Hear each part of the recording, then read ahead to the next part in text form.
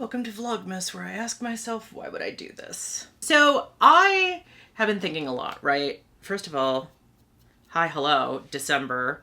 Oh, I haven't even done my intro. Fucking hell. You'd think I was new at this. Hello, sinners and hail Sappho. It's your hostess with the mostest, Narcissa Deville, and happy first day of Vlogmas. Okay, so I'm filming these in advance because I don't entirely hate myself. Well, I'm not filming all of them in advance. Let's not be like absolutely bonkers. But I am filming, I'm trying to film a week at a time. That's my goal, right? And so this is going to suck if this makeup look is bad, because this is going to be what my makeup looks like for the next week of videos. Although I am going to change my outfit. Stop that. But anyway, yeah, so this is going to be Vlogmas. I don't even know what you're supposed to do for Vlogmas. I think I saw like on Pinterest or something. It was like a thing about how you like show what you're decorating or some shit like that. I don't know. Here's the thing too, right? Is like, I'm not particularly spiritual. I'm not Christian. She's not Christian.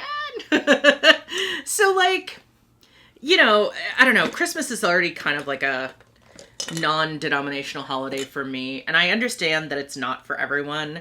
And I do have like a lot of Catholic, I don't want to say trauma around Christmas, but like a lot of, you know, a lot of my, whatever, I was raised Catholic. So like Christmas was a big deal.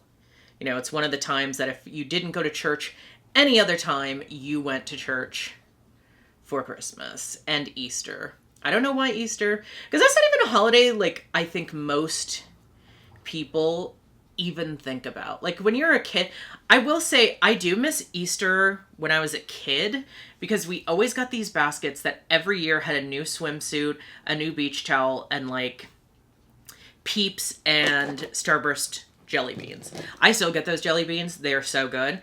But like, once I stopped getting new bathing suits, I was like, well, this fucking sucks. I'm like now an adult and I don't get to get, I mean, I could just buy my own bathing suit, but like, that's not as fun. You know what I mean? Like, it's not as fun when I have to do everything myself. That's just being an adult. And I already have a problem buying shit myself that I probably don't need. Like, I have a few bathing suits and I don't ever go swimming. That's its own story. But yeah, so like, I don't know. I think as someone who was raised Catholic, I think my relationship to Christmas, like, I never really viewed it as the religious holiday, even when I was in Catholic school. Although we did celebrate Advent, which if you've never celebrated Advent and you've just experienced Advent calendars, I can tell you, Advent calendars make Advent seem cooler than it is. Actually, you know what? Advent was not as hard as Lent. And any of my former Catholics will know exactly what I'm talking about. Because Lent is this whole thing where it's like, okay, I'm going to give up something that I enjoy for like 40 days or whatever. I don't know how long Lent is. I think it's 40 days. And it's so much harder when you're a kid to like give up something you really enjoy. And it's actually, I think, kind of a insane practice to expect young people to do. But like, that was a thing in my family where you definitely gave something up for Lent. I remember one year I gave up soda for Lent. I've given up, I think I gave up like Sour Patch Kids and like candy. There wasn't like a lot of things that I super enjoyed, but like soda was definitely one of them as a kid, which I probably shouldn't have been drinking anyway. That's its own problem. But like, you know what I mean? Like, I was not super, you know, it's not like someone who's like giving up cigarettes for Lent or whatever. So like, not that deep. But when you're a kid and it's 40 days and you're giving something up, that is so much harder than it has any right to be. And I do kind of feel like it's kind of fucked up to expect kids to do that. And again, that's like very specifically Catholic. I don't know it. I don't even know if every Catholic does it. I know, well, because you're not supposed to eat meat on Fridays, which is why still to this day, every restaurant during Lent has like fish items all of a sudden, like fish fries and fish tacos and shit like that, because you're not supposed to eat meat on Fridays during Lent.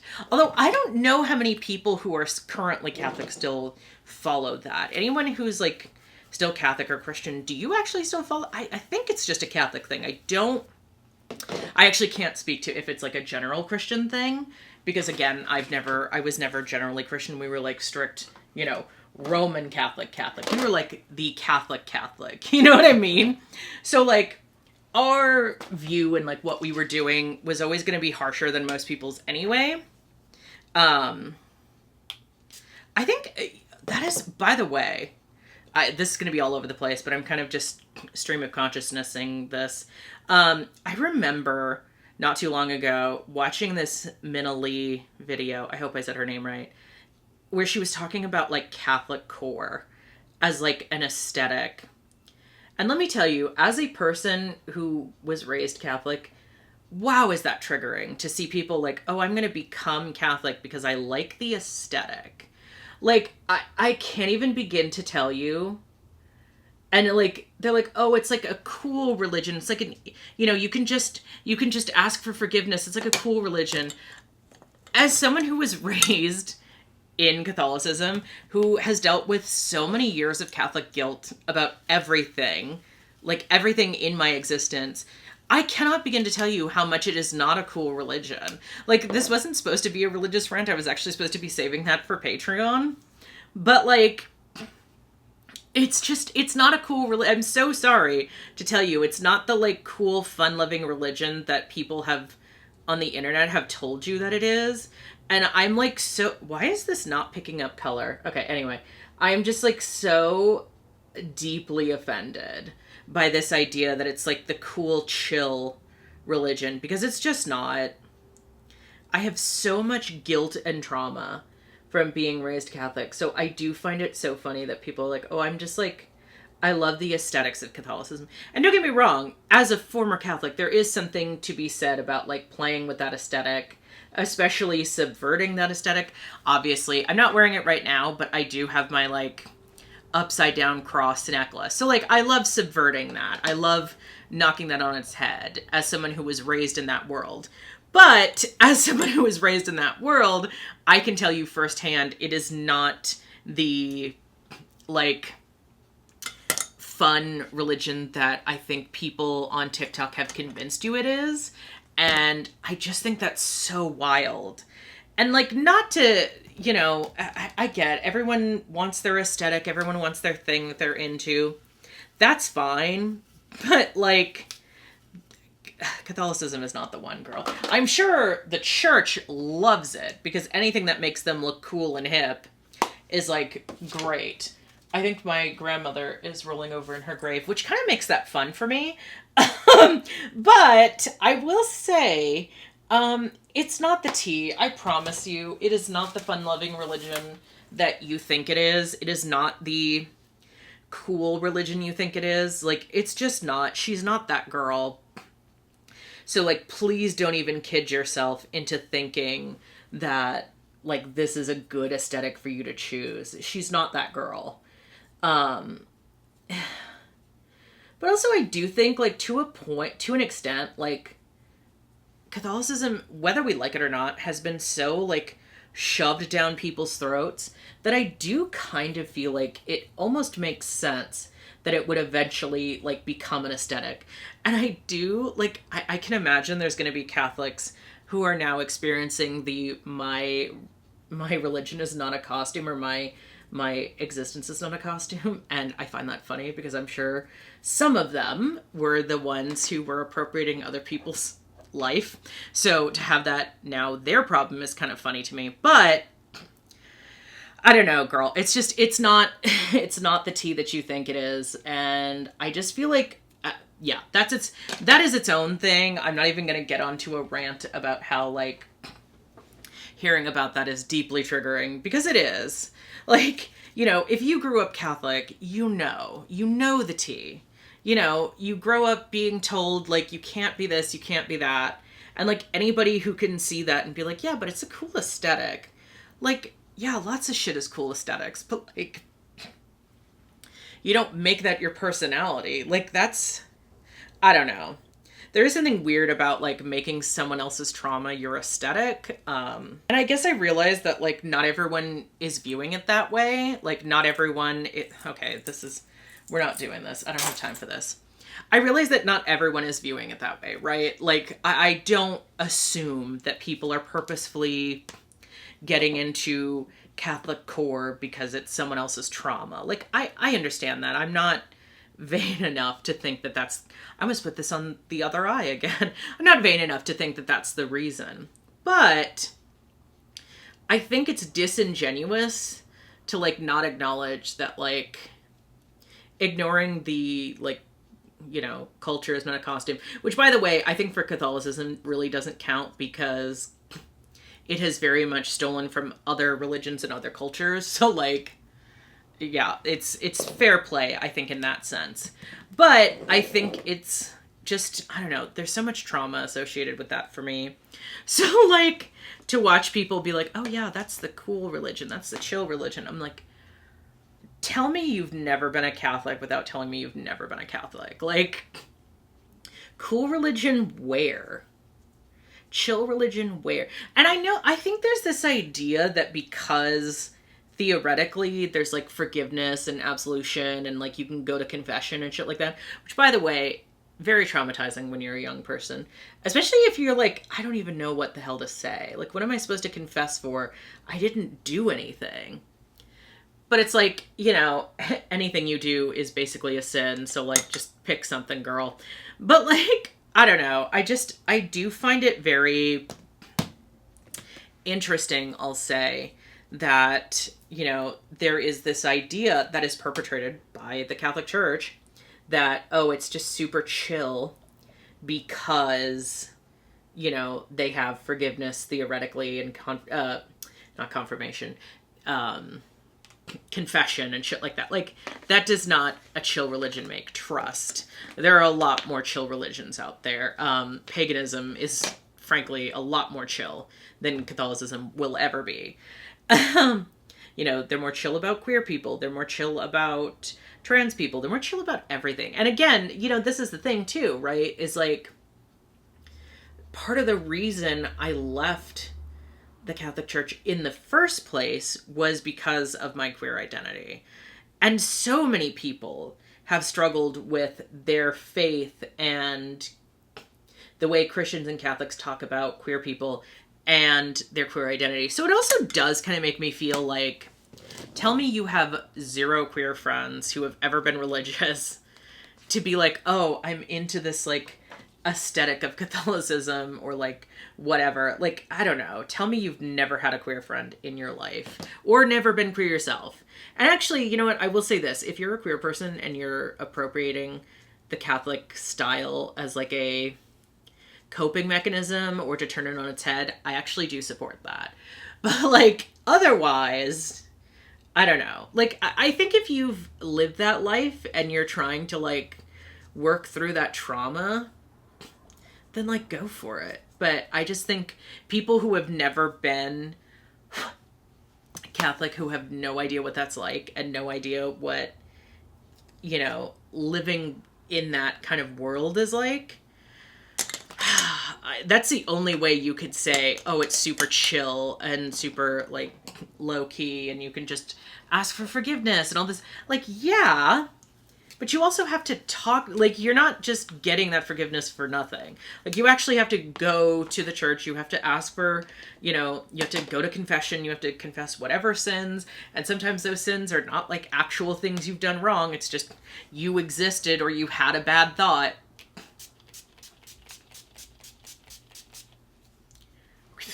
Which, like, the internet's too obsessed with that anyway. Do not give people more power to believe in, like, bad thoughts. Like, you know what I mean? Like, people love, like, oh, you're thinking bad, or you're thinking something that's, like, selfish or wrong or morally reprehensible. Therefore, you are a bad person. Like, I don't think the internet needs to exist in more black and white terms about that sort of thing. Therefore, don't teach them about Catholicism. That's already some shit we have to deal with. Like, don't add fuel to the fire. You know what I mean? Like, I don't know. I'm still trying to get over the idea that, like, you know, if you have a thought that's maybe bad, that doesn't make you a bad person. You know, thoughts that you can't control do not make you a bad person. You know, all these kinds of things. It just like, again, the trauma of it all.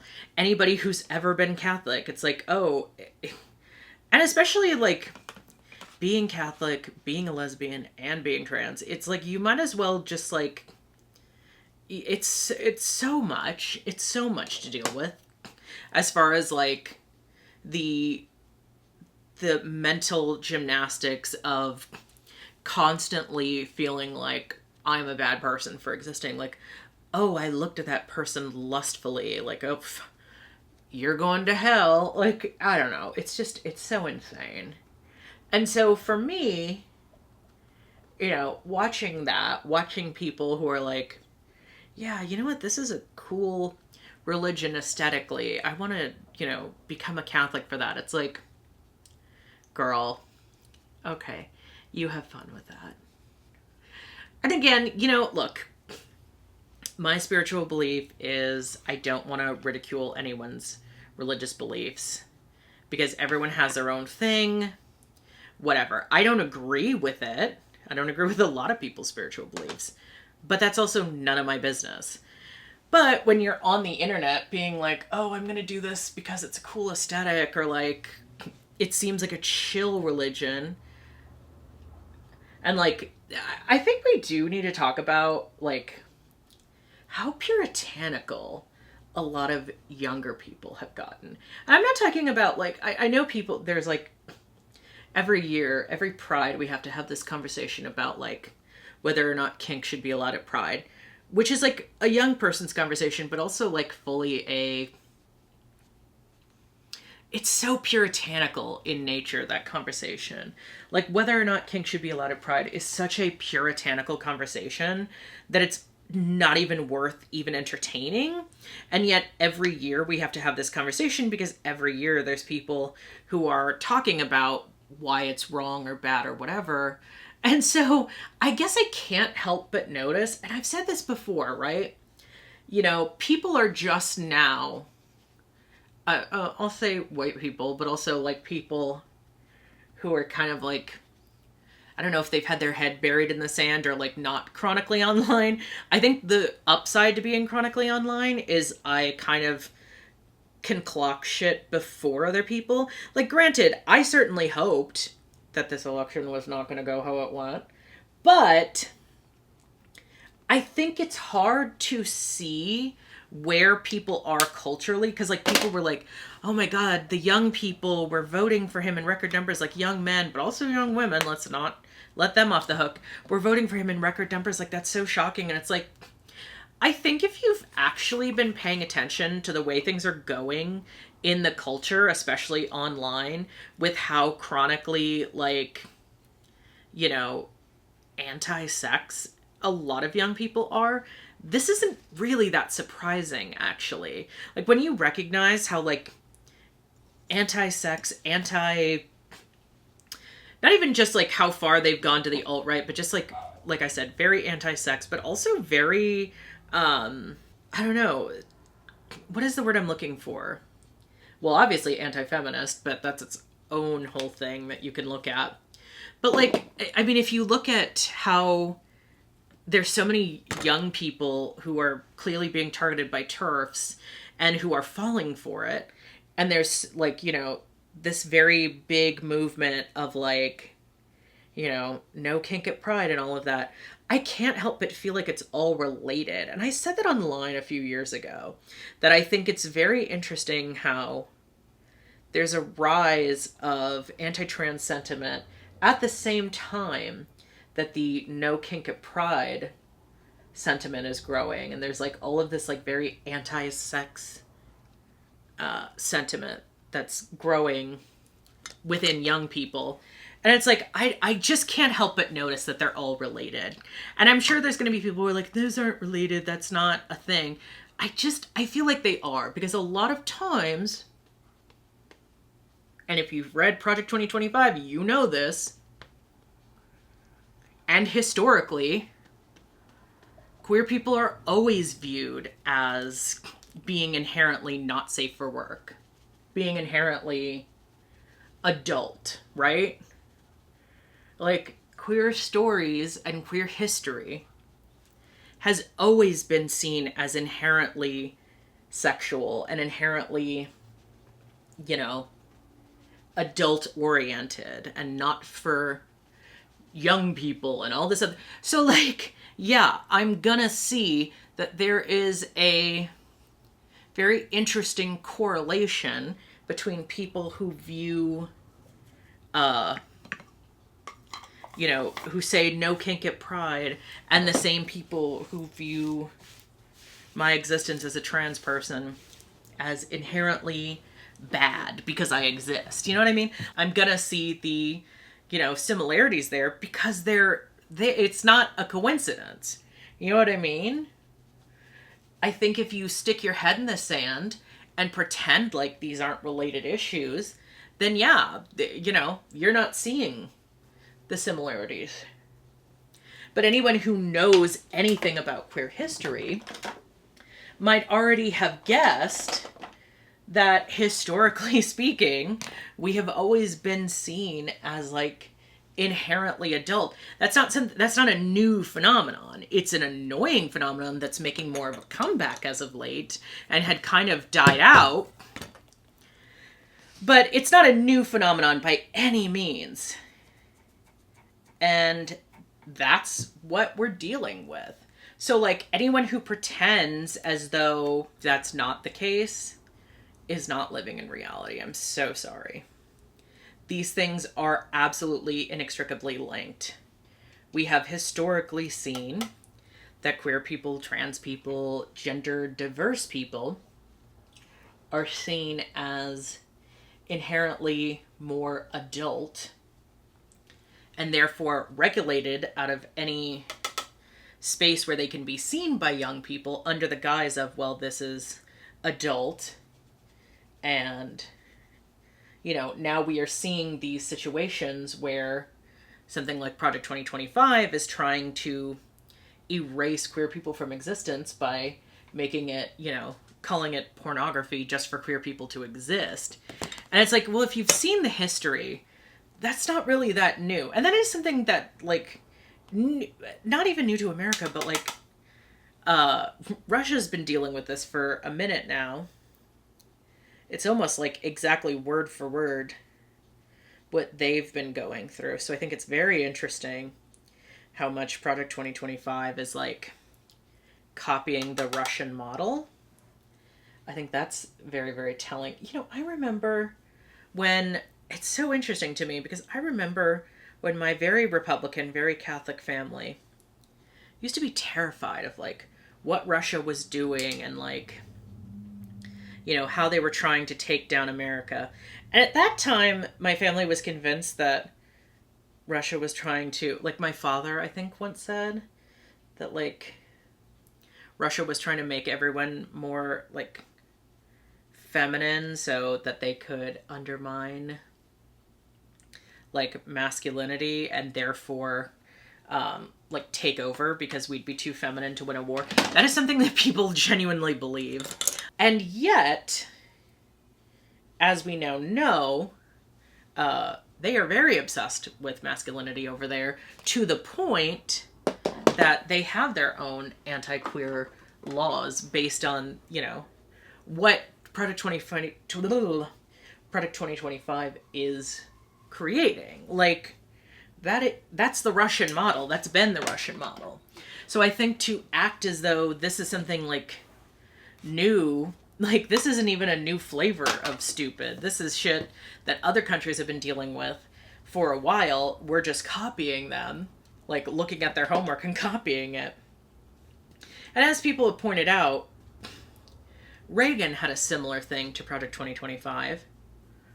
And we're still dealing with that bullshit. But nobody ever, you know, it's like people think things are so new. They think that every stupid, horrible thing is, like, new. And it's like, actually, no. This stupid, horrible thing was brought to you by a previous stupid, horrible thing. This isn't even remotely new. I mean, I guess it wouldn't matter if it was new, but like, unfortunately for us all, it's the same old bullshit with a new coat of paint. So like, I don't know, every shitty thing we have to deal with is shitty shit we've dealt with before, just with a new coat of paint, unfortunately. But I mean, I guess it does kind of make it like something that's easier to deal with, because it's like, well, there's nothing new under the sun, actually. So that's a good thing. It's like, yeah, we've dealt with this bullshit before. Just, you know, a different era, a different decade, a different asshole, but we've dealt with this before. So I guess that's good. You know, if you can consider that a thing to, you know, be positive about, you know, same bullshit, different asshole. Happy first day of Vlogmas, I guess. This is not the video I expected to start out with. Whoopsie doodle.